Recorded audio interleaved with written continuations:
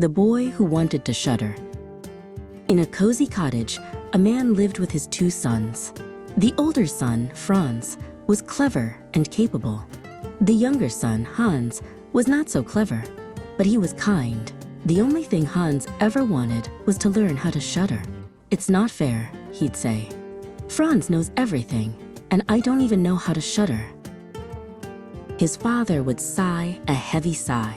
"Oh, Hans, what am I to do with you? Go out into the world and learn a trade." But Hans would just shake his head. "First, I must learn to shudder." Finally, his father gave up. "Go see the sexton at the church. Perhaps he can teach you." Hans was thrilled. He ran to the church and found the sexton, a tall, bony man with a mischievous glint in his eye. "Can you teach me how to shudder?" Hans asked. The sexton chuckled. "I think I can help with that. Come to the bell tower tonight when the clock strikes 12.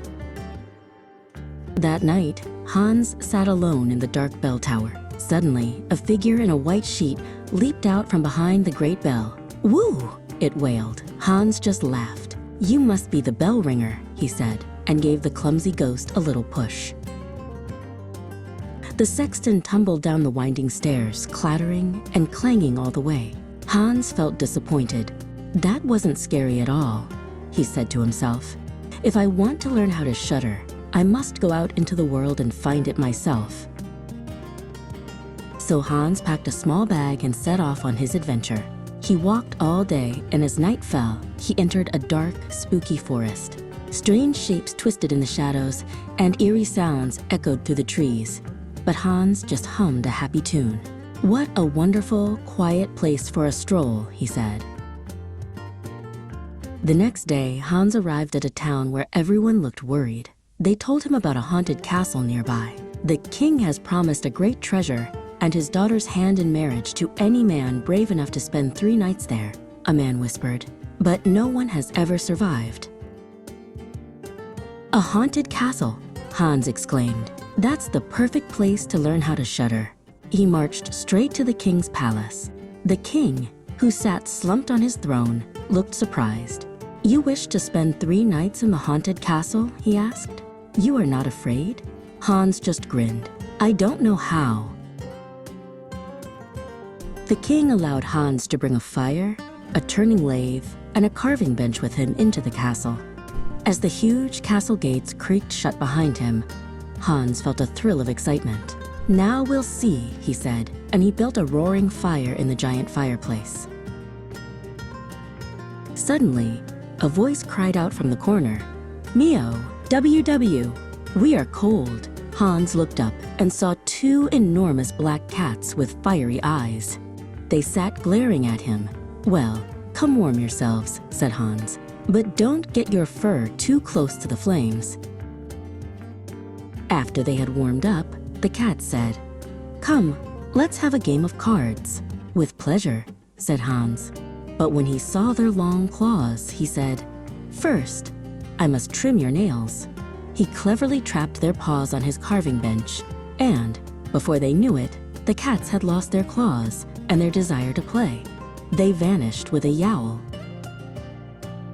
On the second night, Hans was feeling sleepy when a huge, ornate bed suddenly appeared in the middle of the room. "How convenient," he said. But as soon as he lay down, the bed began to race around the room, bucking and spinning like a wild horse. "Faster, faster!" Hans shouted with glee. The bed finally came to a stop. Just then, a terrible noise came from the chimney, and half a man tumbled out into the fire. "Hey!" shouted Hans. "That's only half. The other half is missing." He pulled the strange figure from the flames. More bodies tumbled down the chimney, piece by piece. Hans, ever helpful, put them all together until 9 complete men stood before him. They brought out skulls and leg bones. "Shall we play 9 pins?" they asked. "Wonderful," said Hans. He helped them set up the pins and played with them all night long. At dawn, they vanished. On the 3rd and final night, Hans sat by his fire, feeling a little drowsy. Suddenly, a huge bearded man with a fearsome face stomped into the room. He was much older and bigger than anyone Hans had ever seen. Now I shall finally learn to shudder, Hans thought hopefully. The giant sat down on the carving bench. Come, he growled, we will have a contest. He picked up a huge axe, and with one mighty swing, he drove it deep into an anvil, trapping his long beard in the split metal. Now it's your turn, he roared. I can do better than that, said Hans calmly. He picked up the axe. The prize money belongs to me now, he declared. With that, he swung the axe and split the anvil completely in two, freeing the giant's beard. The giant was furious that a young boy had bested him. The giant grabbed Hans and threatened to crush him, but Hans was too clever. He tricked the giant into leaving the castle for good. As the sun rose, the castle fell silent. Hans stretched and yawned. He had spent 3 nights in the haunted castle and still had not learned to shudder. The next morning, the king peeked nervously into the castle. He was astonished to find Hans safe and sound. You have broken the curse. The king cried with joy. You have saved my kingdom, and you shall have your reward. The king introduced Hans to his daughter, the Princess Anneliese. She was beautiful and kind, and she was not at all frightened by Hans's strange quest. She smiled at him and said, You are the bravest man I have ever met. Hans felt his cheeks grow warm, a feeling he had never felt before. Hans and Princess Anneliese were married in a grand celebration. There was music and dancing and a feast that lasted for days. Hans became a prince and was loved by all the people for his courage and his kind heart. He had everything he could ever want. But even with all his happiness, one thing still bothered Hans. One evening, as he sat with his wife in the royal garden, he sighed.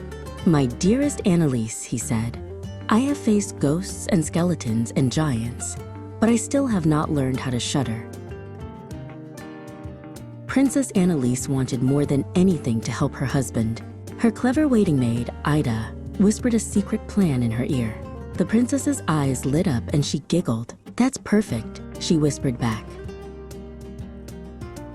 That night, while Hans was fast asleep in their royal bed, Ida tiptoed to a nearby stream.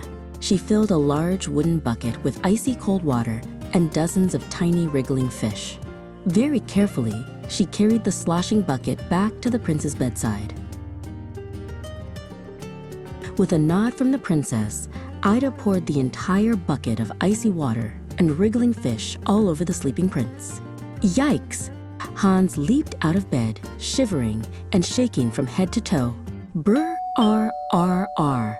I'm shivering. I'm shaking. I'm shuddering, he cried. A huge, happy grin spread across his face. Anneliese, I can shudder. At last, I have learned how to shudder.